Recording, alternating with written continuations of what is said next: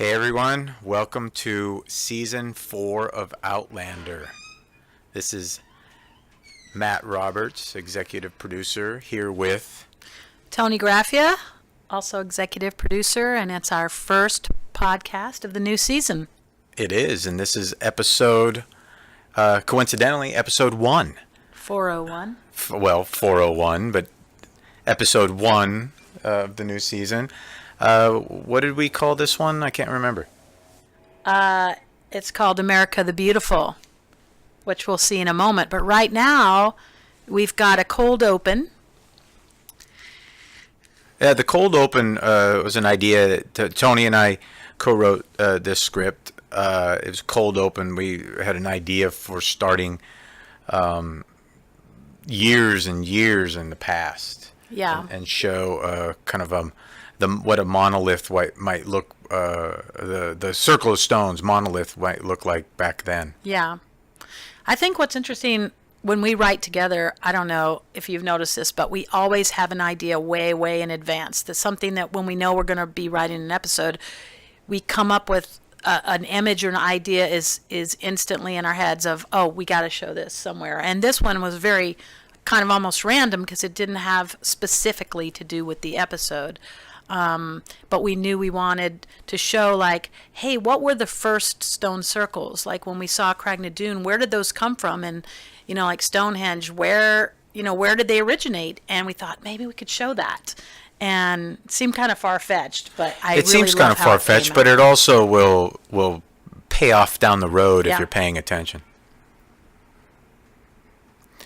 And then we segued from the circle of the stones into the circle of the noose, which, as everyone knows, is the one of the opening images of the book of Drums of Autumn. Drums of Autumn. As you Sorry, can tell, we're already working on season 5. I'm like, what was that book again? Tony's already been drinking our bourbon. We decided on bourbon this season, or things that are truly of the North American continent, so to speak. What are we drinking today? We are drinking Eagle Rare, and you'll see why in a moment. You'll see why in a moment. Obviously, this is we dove into the source material heavily in book 4. We had to shoot this a couple times, this scene. James has a very thick accent, and James the actor. James the actor Hayes. who plays Hayes. He's really great. Love him. And I just remember my mother's voice ringing in my ear when we were shooting this. I love the scenes, but I can't always understand what they say.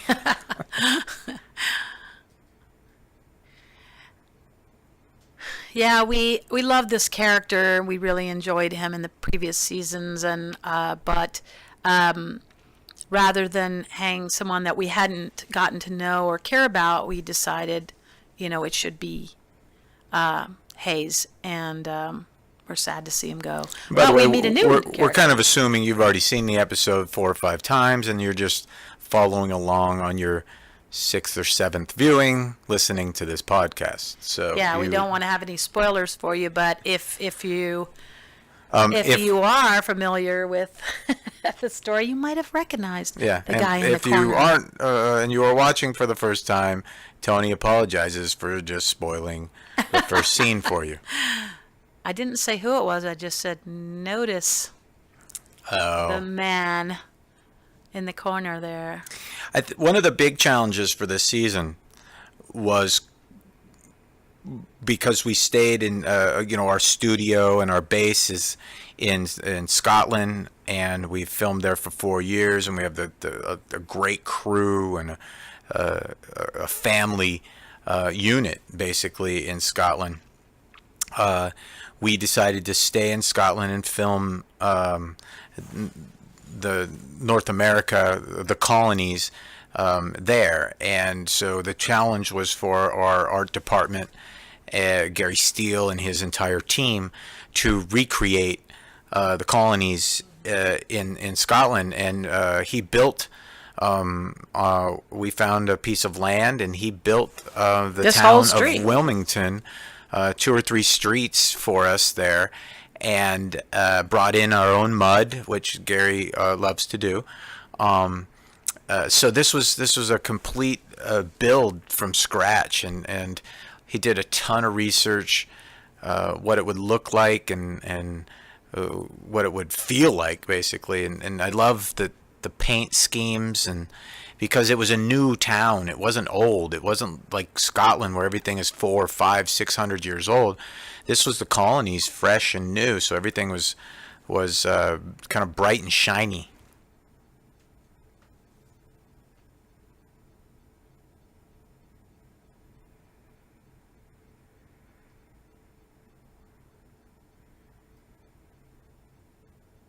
Yeah, this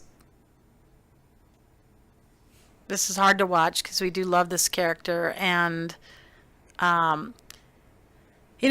had a lot of discussions about would Jamie try to save his friend, because it seemed like Jamie wouldn't just let this happen. But we realized, look, they're in the new world. Jamie doesn't know the land, the people, the magistrates. He doesn't have connections, and if he were to make some big heroic thing, he would probably be arrested and killed along with his family. So he does the one thing Hayes asks him, which is to please look at me and smile so it'll be the last thing I see. And we thought that was actually more heartbreaking for Jamie, who's usually heroic, to have to stand down and let this happen, but still give his friend some peace upon his death.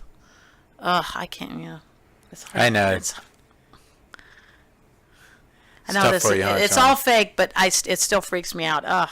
So, yeah.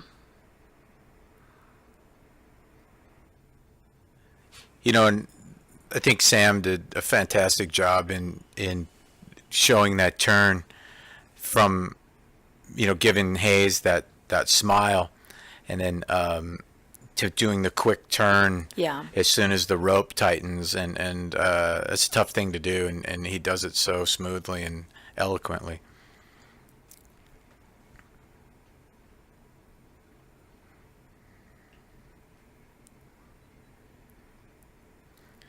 Yeah. We had over, I think it was 150 extras this day to fill the streets, as always a challenge.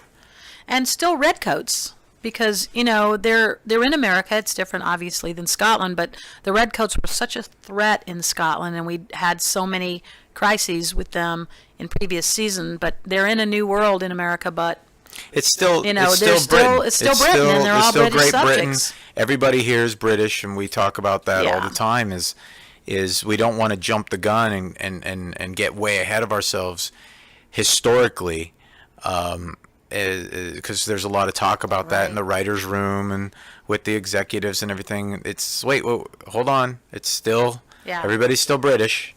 We haven't fought a war over that yet. Yeah. But something that is new here are the new main titles, which I hope you enjoy. I think most of the fans will probably be trying to guess as they watch these new titles. Ooh, what's that? I mean, I hope they are. What's that? Look, our fans don't guess. They don't speculate. They do nothing of the sort. They just really let the story unfold. I think they like to guess, but a lot of times they guess wrong, and I love when we fool them, because then it gives them a little surprise. Well, that's the key, is trying to fool the fans. Okay, here's one of my favorite opening titles ever, is The Eagle, which we knew from the beginning as well that we wanted to do, to open it with America. And Matt came up with the title, America the Beautiful. It wasn't difficult.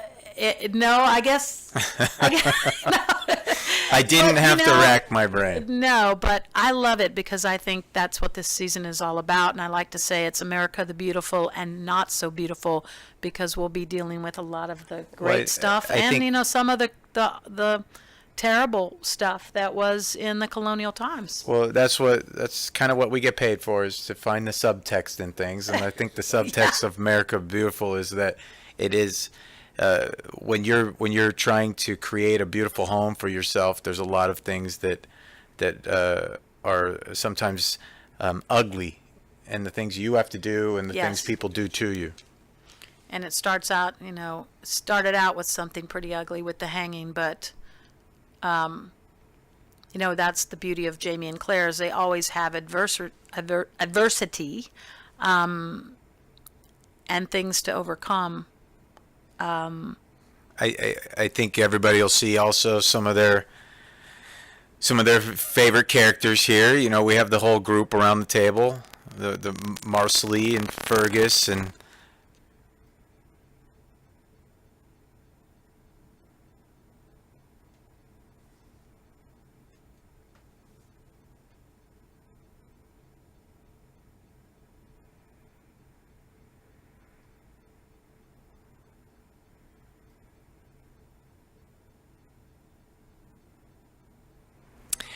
now I want to go on record and say Keith, who plays Leslie, has a lovely voice.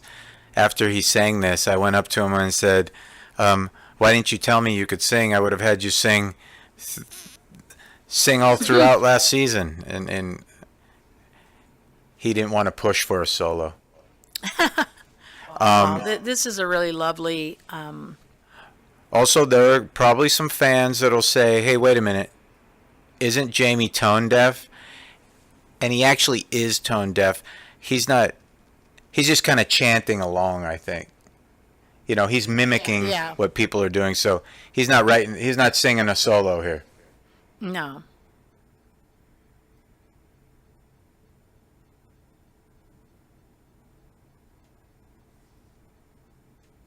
One of the big things about this scene is, and it was, in editing, there was things adjusted. There were actually redcoats that walked through earlier, but that scene was actually cut for time. And the feeling of this was supposed to drive the redcoats kind of out of the room, because these are all Scots mourning someone, Right. and it felt like they were doing that Casablanca thing where it's like, get out of here, this is our time. But that's always the difference between television and books is we have time constraints, and we know that books do not. So I wish we had all the time in the world, but we don't. Yeah, it was very hard to edit this episode and decide what stays and what goes because we had a lot of good material. But coming up is one of my favorite scenes. You say that all the time. Every time you talk about a scene, you say one of my favorite scenes. You're gonna have to control yourself. I know. It's a long I like season, them. Tony. I like This them all. It this is a long episode season. one, and you're gonna have favorite scenes throughout. So I have favorite scenes in every episode, and I'm sure I'll be here to tell you about them. we had so many favorite scenes in the first episode that Tony and I actually wrote a two-parter. Yes, this And episode actually started as a two-parter. I think it was 100 and something pages. Yes. This is just how we work. And then everybody. He's not kidding. Everybody, no, I'm not kidding at all. And everybody said, "Wait a minute, hold on, you can't have a two-parter." And Well, like this scene, because it's not, integral plot-wise to the story, but it's very important character-wise because we all saw what young Ian went through last season with Galus, and just as we, had to honor and do justice to Jamie's sexual assault storyline in, the first and second seasons, we wanted to show that Ian here has not, completely recovered from what happened to him last season, and it was I just love that. I think it shows the bond and closeness between uncle and nephew, that he can confide in Jamie what happened to him, and Jamie, being a survivor of this type of thing himself, is able to give him some advice, which I find a really beautiful character moment between these really two great actors who did a great job on this scene. I love Jamie and young Ian together. Any scene with those two together, I want to watch. Both what Sam and and John bring to the characters as well. But it just the dynamic between the characters, because Jamie's, this is the closest thing to a blood son that he has. I know that Fergus, he has raised Fergus, and he kind of vowed to protect him. But I think Jamie feels like Ian is the son he really never had in the sense of a blood son, and there's such a kinship that they have.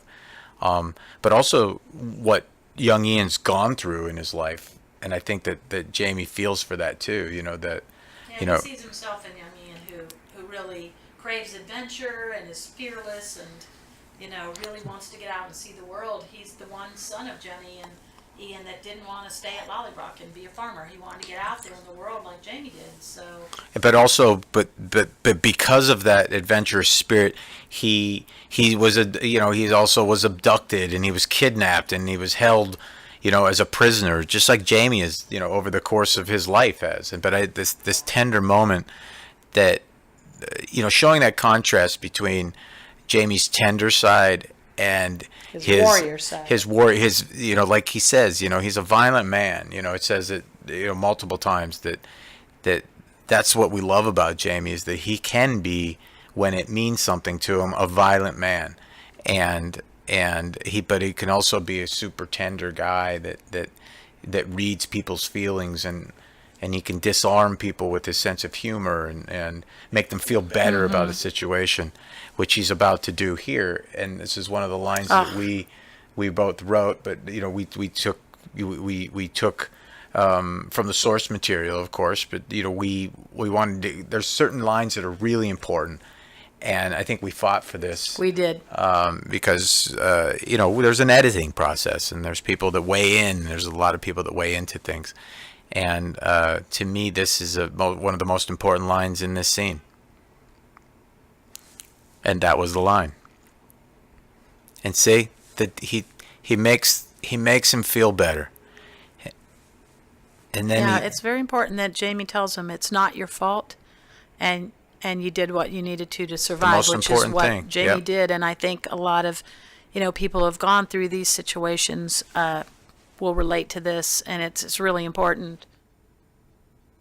It is. I mean, that's we don't ever try to tell the story of the day. It's the Outlander is Outlander, and that's what it is. And if somebody can take one of these stories and say, that relates to my life, then so be it. But we don't set out and go, hey, let's tell this story because this is what's in the zeitgeist right now.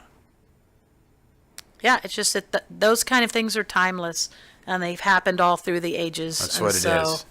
It's important to portray that. Okay. Here we go. Is. What's this guy's name again? Bonnet. Something like that. Little Stevie Bonnet. Ed Speleers is... there he is. Stephen Bonnet. We stole him from Downton Abbey. We did. We stole him. We said, hey, we're going to borrow him. We'll give him... No, we're not going to give him I don't think they need him back. They don't need him back. It's over, but we enjoyed him there, and he played quite a different character. That's what's so great about Ed is Ed really kind of... And what we were looking for in the Stephen Bonnet character, and what Ed brings so nicely to the character, is that he is charming. Yeah. As soon as Ed walked in to my office in Scotland, and he was charming from the first second I met him. We had already seen much tape, and we knew his work on other shows and movies. But just he's a charming guy, yeah, you have to like him. Actually just really like him right off the bat. Yeah. And that's what we wanted about Bonnet, because that's what makes him so different than Blackjack. Oh, totally, yeah. Blackjack you don't like, even though Tobias is a very lovely human being, is the character of Blackjack, you don't like him. You don't want to sit down and have a long... you don't want to have a drink with him or have a meal with him. No, I would say Blackjack wears his darkness on his sleeve. And you instantly know when you look at his face that he's just got a lot of demons and a lot of baggage, and you don't trust him. Whereas this guy, I think he's got this quirky little smile, and You want to like him and trust him. We had a lot of discussions in the writers' room about sociopath versus a psychopath and what's the difference and which one is this guy, and he just doesn't Well, he doesn't have a conscience. Yeah, when we were talking to Ed, because we talked to when the actors join the show, the EPs will collectively get on either in person or on the phone, and we talk to the actors when they come in, and we tell them, hey, this is what Outlander is, this is what the character, this is where we see the character, and we have a conversation about it. And we were talking to Ed about this, and what we said is, Bonnet is charming, but what he can do is he can mimic a situation where he can mimic emotions. He knows that he has to charm people. He knows that when people are sad, he has to pretend to be sad. When they're happy, he has to pretend to be happy, because he doesn't have those kinds of emotions to do the things that, well, let's just say he might do in the future.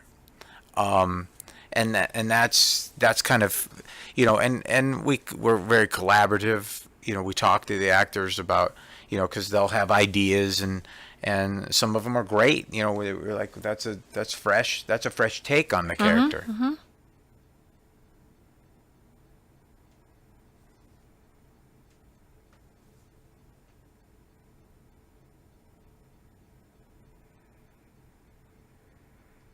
Well, it was important for Jamie and Claire to believe that he was a nice guy. Otherwise, they would look, if they had any suspicions about him or like something didn't feel right in their gut, they would look not so smart to have taken this guy on. So he had to be extra charming.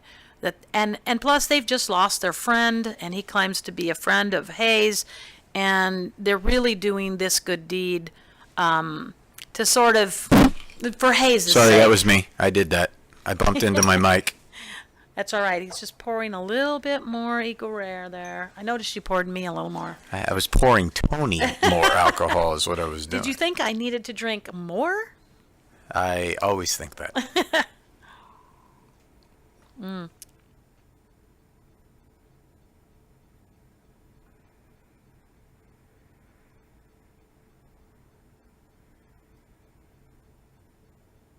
I think we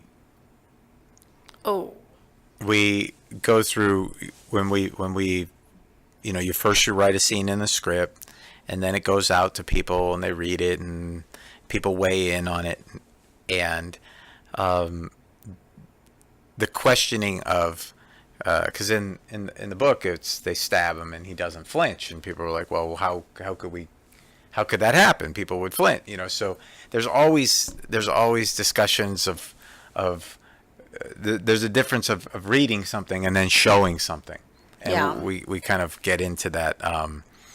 In this situation, it was, oh yeah, how would that play? Do we show it going in? Do we? Right.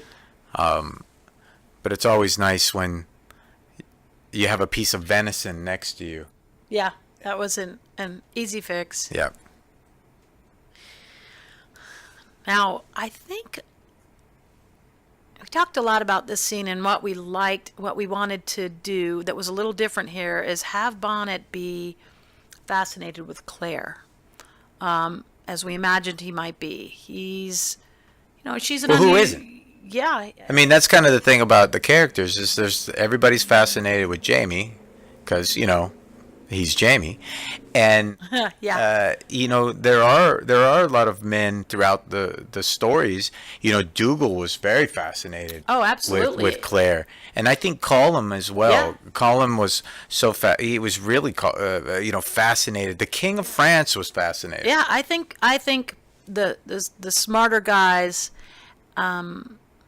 they sense something different about her. They see that she's special and unusual, and they're really drawn to it. And I loved in the writing of this scene, we loved connecting.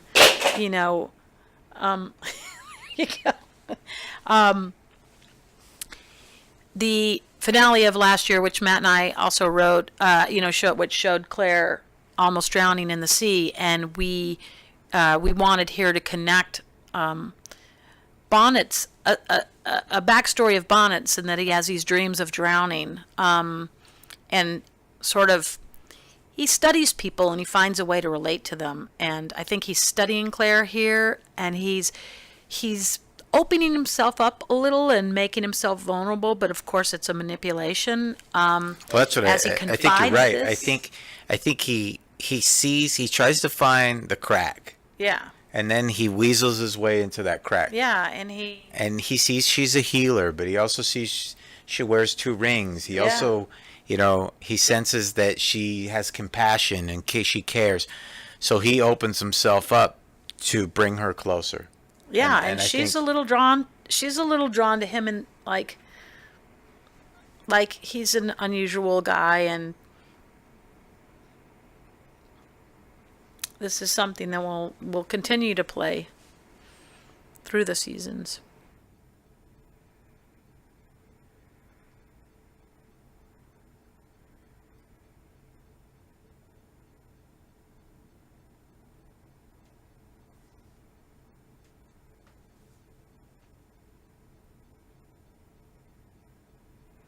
Yeah, he's got some maniacal intuition that allows him to sort of penetrate into someone's psyche and connect with them and tap into something. And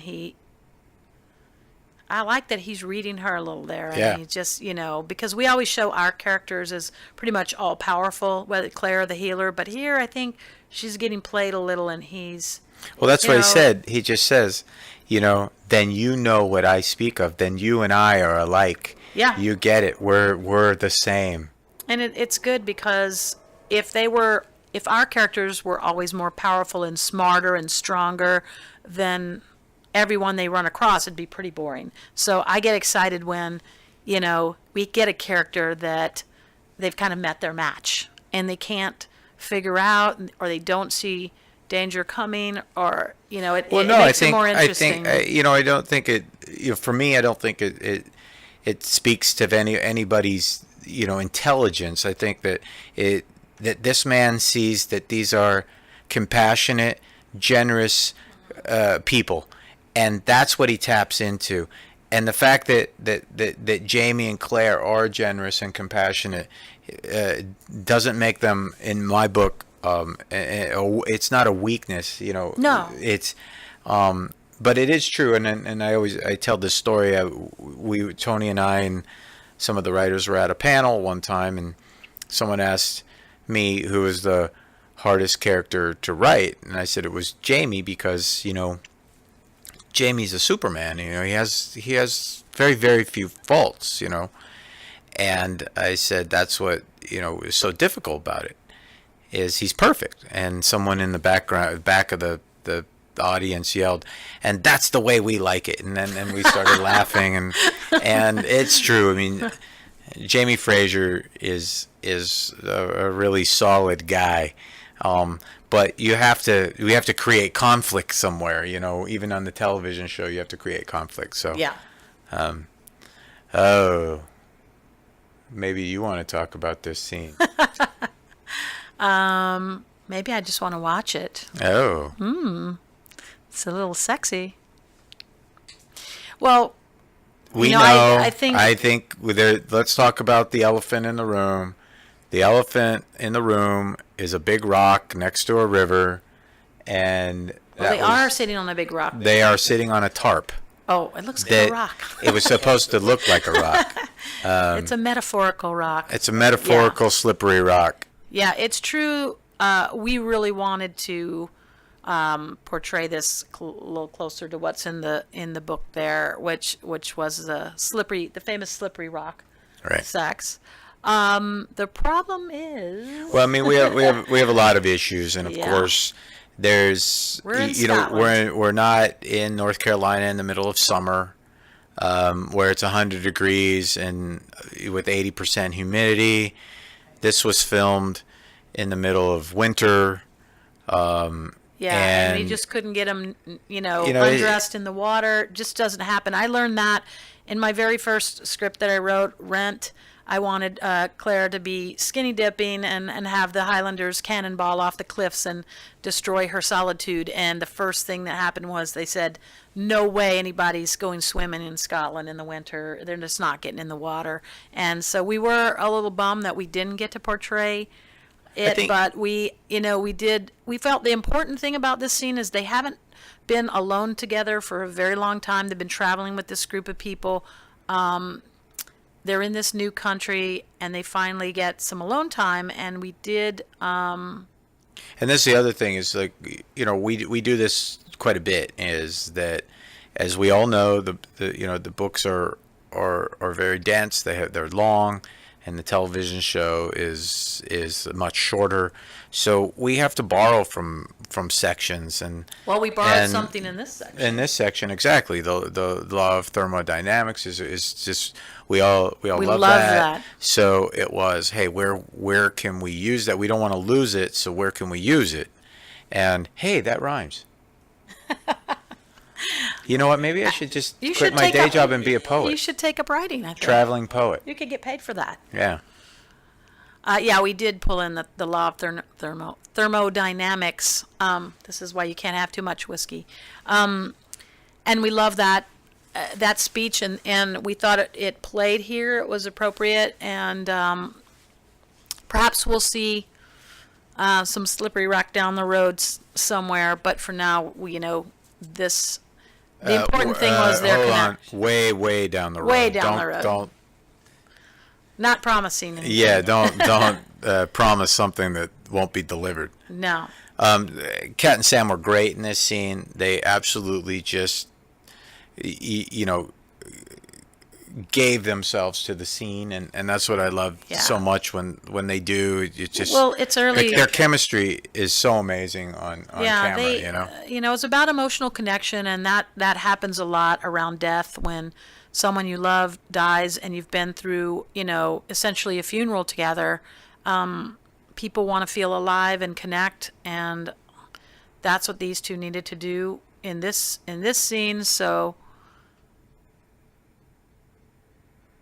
And I think what the other really important thing here, and if Meryl was here, she would say, is that this is the most important part of the scene to me.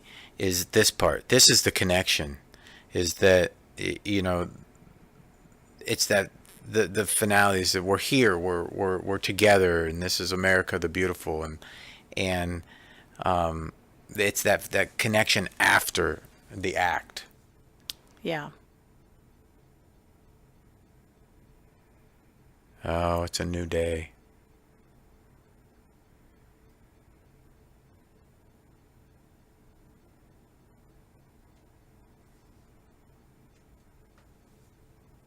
Yeah, I like this. It's kind of the beginning spark of when they think about possibly staying. Yeah.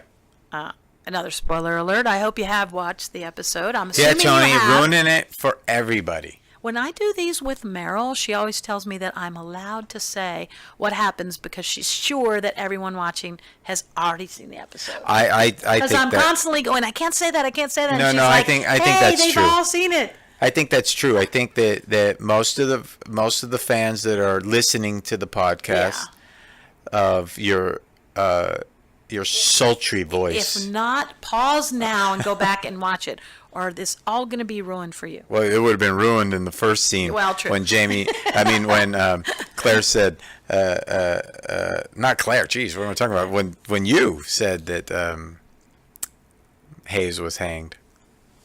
Yeah.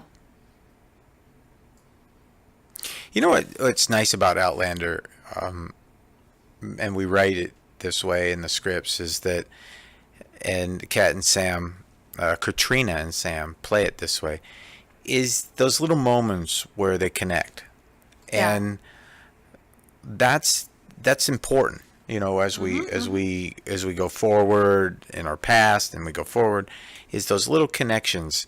Those little moments where they look at each other, or they have a little kiss, or they have a little touch, and it's like, this is our couple, this is our story. Yeah.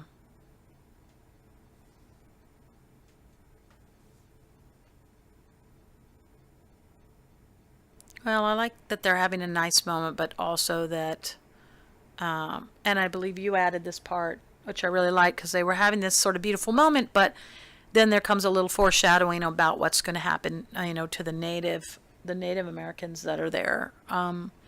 That was a dream for some and a nightmare for others. I like that sentiment, and I think you'll see Well, some of that in the rest isn't of it the always season. true? I mean, somebody gets something, and a lot of times in this world, somebody goes without, or somebody has to move aside, or somebody is moved aside, and I think that's what's tough about telling a story about the beginnings of the United States. Yeah.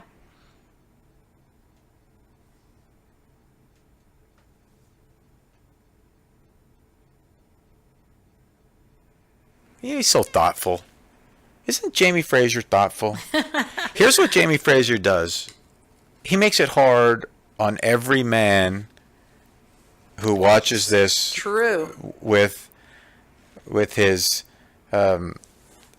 spouse or girlfriend or significant other. He makes it hard. Well, he's not. This isn't a gift. Remember, he's giving it to her to sell. Kind of a gift. To sell. It's a Jamie gift, though. Wear this so it'll look good on you, and we can sell it and get some money. Look, I'll go on record. Jamie Fraser. Nah, look at him. We have a little saying is, what would Jamie Fraser do? Yeah, I love this And, shot in the mirror of the two of them. They yeah, just it look is. beautiful there. That's a great shot. I actually wanted to end the scene on that mirror shot, but Meryl really loved the bow I and the like- kissing of the hands, so we kept this little part, Yeah. and it's cute. It's nice. Now, where's that house? Is that? That's made up. Yeah, I mean, where did we film? We made it. Oh, up. we made it up. Out of thin air. I love this scene in the sense that, when we put Jamie and Claire in these situations, they fit in perfectly, but they don't fit in. Yeah. They're the ones that they can seamlessly dine with the King of France Yeah. or with the governor, but they're so out of place in the sense of they're out of place. Yeah.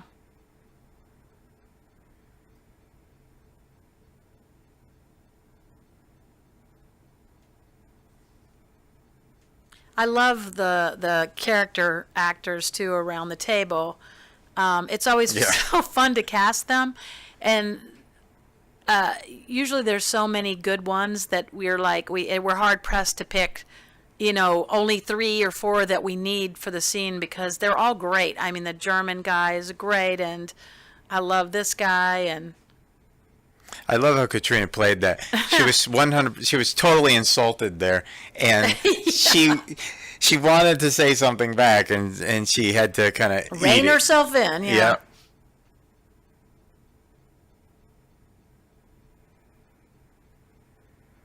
And this is the brilliance of Gary Steele is we found a place in Edinburgh, this room, and he takes it and totally recreates a colonial period parlor or a dining room.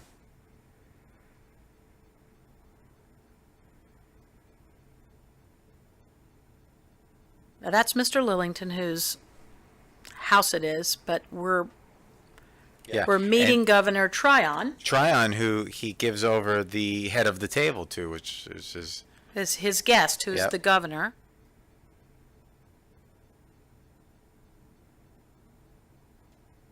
I love this actor and Tim Downey? Tim Yeah. Downey. He's absolutely one of these guys where you see him, he embodies the character. Mm-hmm.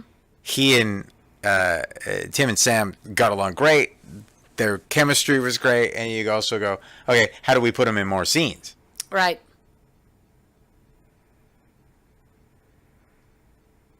As you know, we don't have a ton of room to just add scenes. No.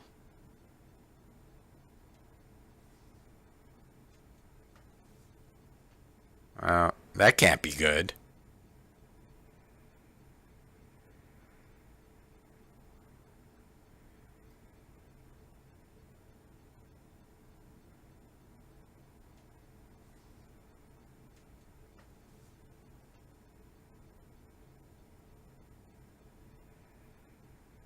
Yeah, we did a lot of research, and it was very interesting because not a lot of us in the writers' room knew. We know the bigger story of the American Revolution, but this is North Carolina pre-Revolution. What? How many? Several years before, 7 or 8 years. Five.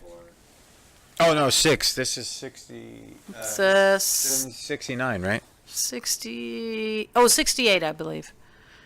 Oh yeah, you're right. Longer. Yeah, it's a little bit, but Look, we You don't know, even it's- know now. it's- That's how yeah. confused we are. it's a lot to keep track of. But we did learn a lot about the regulators and North Carolina and what was going on in the colonial days before the Revolution, and what were the initial little baby stirrings of trouble to come. Because at the moment, everything is Britain, like you said earlier, and everything's under the crown. It's all the king's land. But already people in America are starting to say, hey, we don't like the way this is being run, and this is our country now. We're in a new place.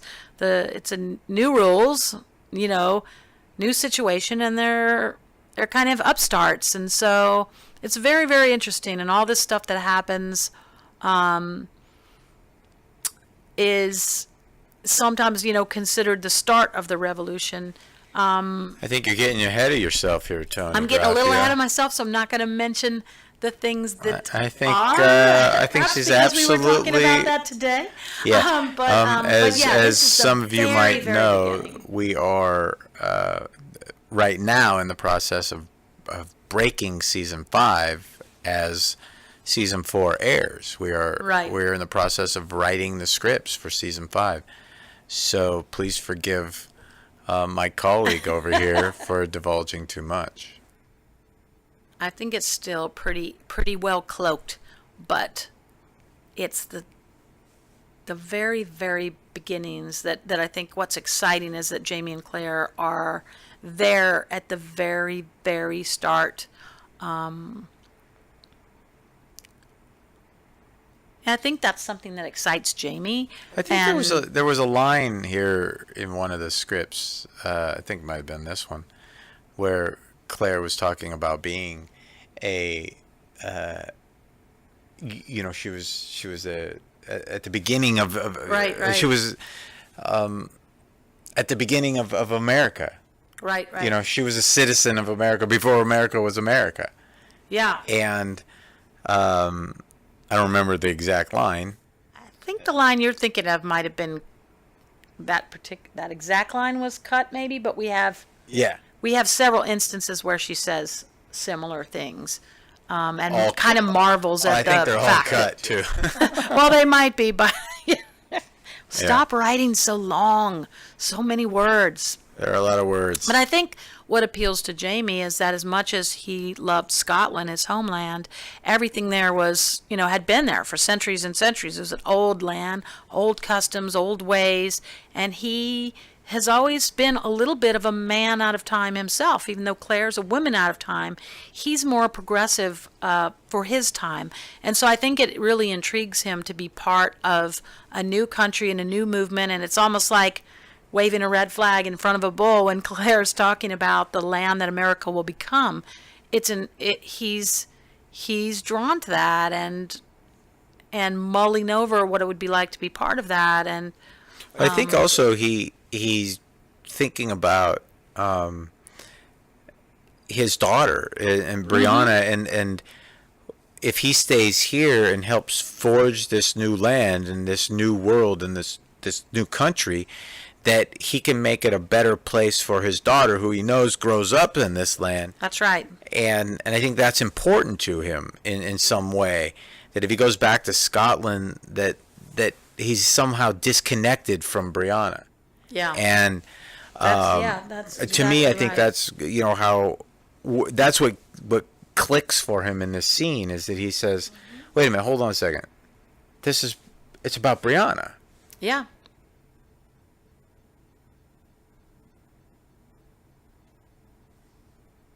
I like how casual he is there. 5 more. Yeah. I can do it again. But I love when she's like, we'll be on the wrong side of history again, because they'll be fighting for the crown, and the crown is ultimately going to lose. So it's a great dilemma, and it's the complete opposite of what happened in Scotland with Culloden, is that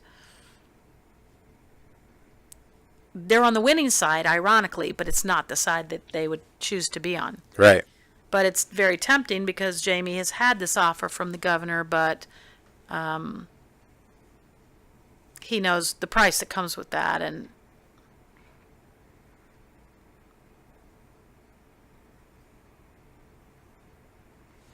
That's the line. yeah.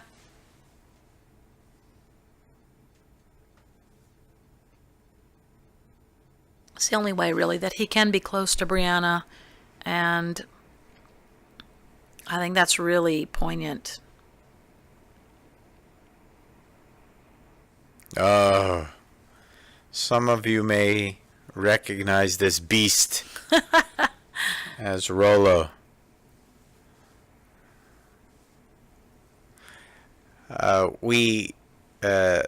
David Brown, who is our UK producer, and I were in South Africa, and we flew back to Scotland, and we picked out a couple puppies Yeah, very early on.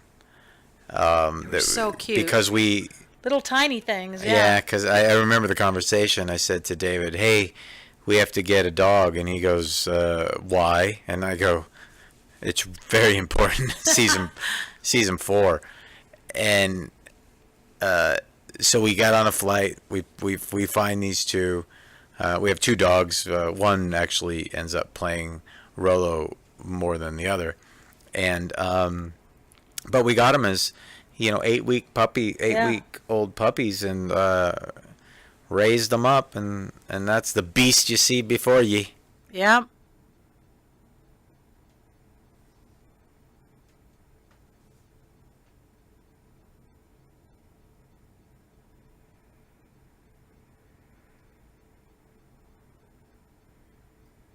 And John Bell hung out a lot with the dog as the dog was growing up, so that he could form a bond with it, and they would be close and be able on screen to look like it was really his dog, and the dog loves him too. We did, and also the dog, interacted with the crew, and it looks a lot. McDoo, Dewey, is the dog's name. Who plays Rollo, is very friendly, just a sweet dog, and doesn't quite play as aggressive as the dog in the books. So we had to make some minor change adjustments. his character just a little bit. Yeah, it makes minor adjustments. He's not quite as ferocious. And here's where Jamie and Claire let everybody know that they're staying.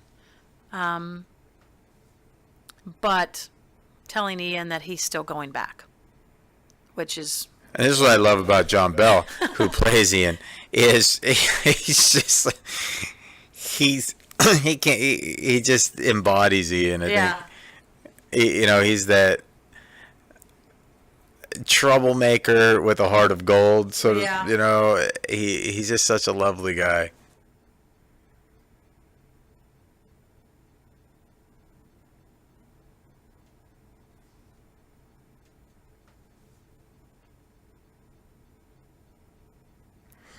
Uh-oh. I don't think they're going anywhere. Oh, they have some news. I think that a lot of people will notice that both Marcelly and Fergus are in this tavern in the New World, because as the source material goes, they're not. No, she stays back in Jamaica. She stays back in Jamaica. Because why? Because you're about to find out. See, I'm not going to spoil it. I'm going to wait till she says it. Wait for it, Tony. Wait for it. There you go. She's having a baby. She's having a baby. I love Jamie's reaction there. Sam did the cutest reaction. What? And Claire's particularly surprised since Marcelly asked her for advice last season about how not to get a bairn. And I think this is one of the Apparently, key. she didn't take that advice. No, not at So all. Claire's like, "Hello." I think one of the key differences between, say, a book and us, the television show, is that we have actors that have commitments, and if you want to keep them, Right. you have to write them into the show. So this was kind of a no-brainer anyway of keeping Yeah. Marcelly and Fergus on screen. So And that's what love we did. We had to Marcy. write them. We had She to was- adjust the story to keep them around. Yeah.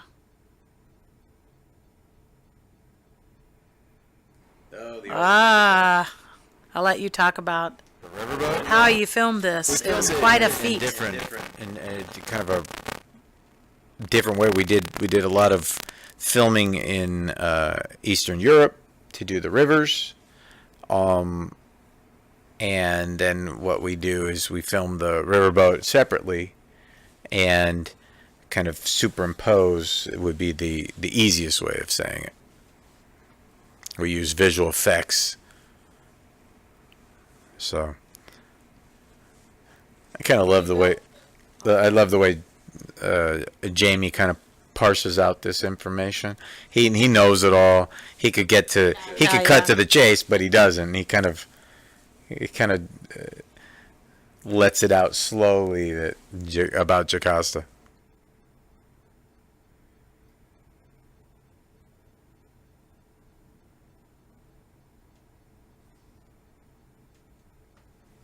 Gary Steele also had to build a riverboat from scratch. Gary did build a riverboat from scratch. Actually, Gary built nothing. Danny, our construction supervisor, built it, but Gary designed it. So that was what was nice about it. Gary comes in with designs, and he shows them to us, and he gets excited about them. And I think that because Outlander imagine what Gary, I mean, you guys have seen it, what he gets to build every year. It's one year it's a great hall, and next year it's Versailles, and then, it goes to Rose Hall in the Caribbean. He gets to do all these things, and this year it's a riverboat and Lillingtons, and there's more to come. But I'm not going to spoil it like Tony Graffia does.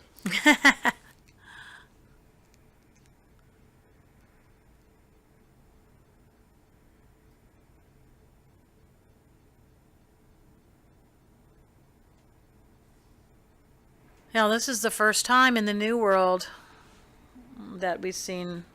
Well, we've seen slaves last season. Yeah, we saw slaves Quite a bit. in Jamaica last Yeah, quite a season, but bit. in the New World, Well, that this is the the new first world. one. Oh, Jamaica? Yeah. Counts as part of the New World? Yeah, what do you think? It's the old world? Well, it's a bit of old world because they did have slavery there and slave markets. It was very, very common. They even had slaves back in Europe and even in They did. Scotland. But here, this is the first one we've seen in the New World, and what's interesting about him is that he's actually not a slave. He's been freed because when we researched, and there was like a statute that if the slave did something exceptional, which is ridiculous that they had to prove themselves, but if they did do something such as save their master's life, then they could be set free. And that's what the case is here, because the riverboat captain was saved by Eutroclus, and he now he works for him. He's not a slave.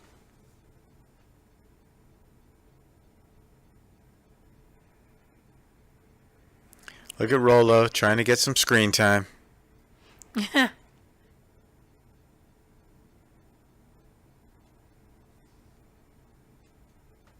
Once again, thoughtful Jamie Fraser giving another present. As a little gift for her. I know.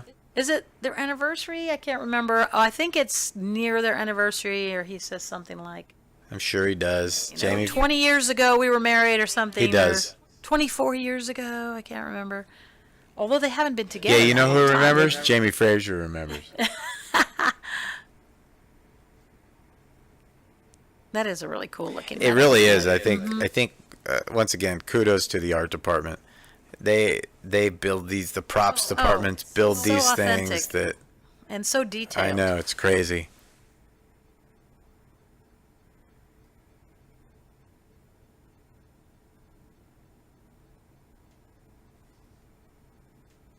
Every guy who got their wife a vacuum for their anniversary is just like going, ah.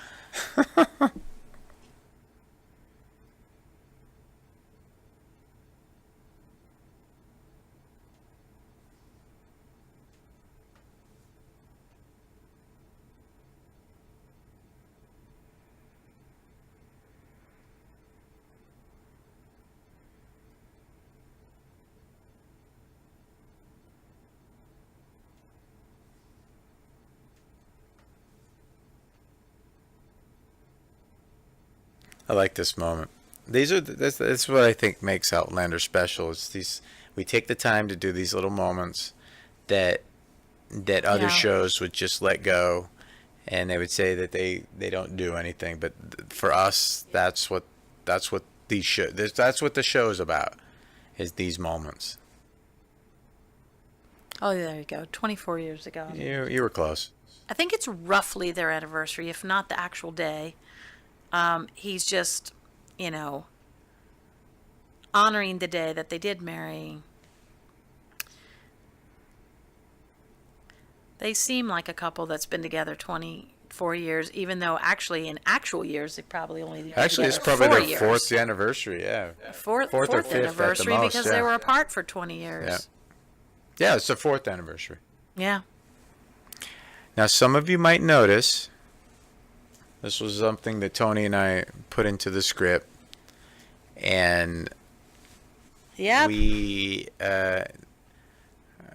controversial is the word I would use. We really wanted to do this. We thought it'd be awesome, and I think it is. I do too. I think it's something different. I think it's we've seen things like this before. We always envisioned the last scene playing with with America the Beautiful playing over it.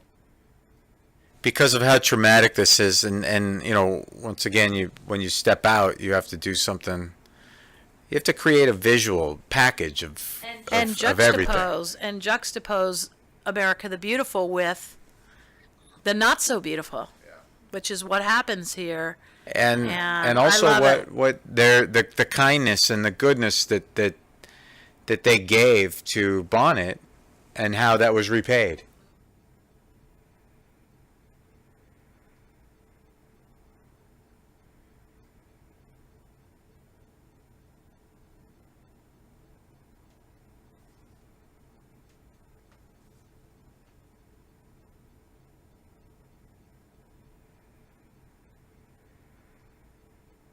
We talked a lot about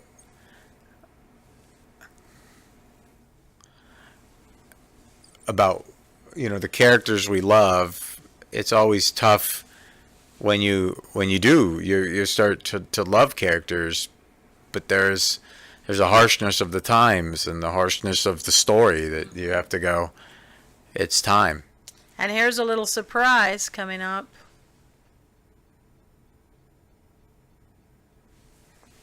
Are you going to ruin it? I'm not. I just got excited.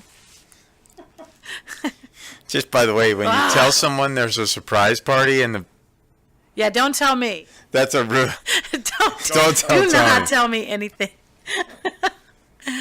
I what's so great is when we watch this the first time, you look at the actors and you look at what's playing on their faces, and you don't what's so their talent. yeah.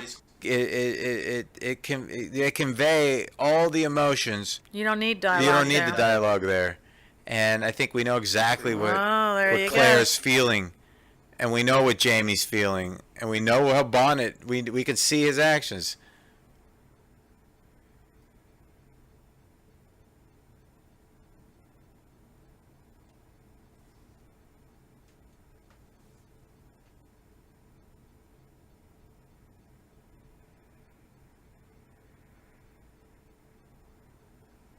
And I think we flip-flop something here, huh? Yeah, I think we switcherooed.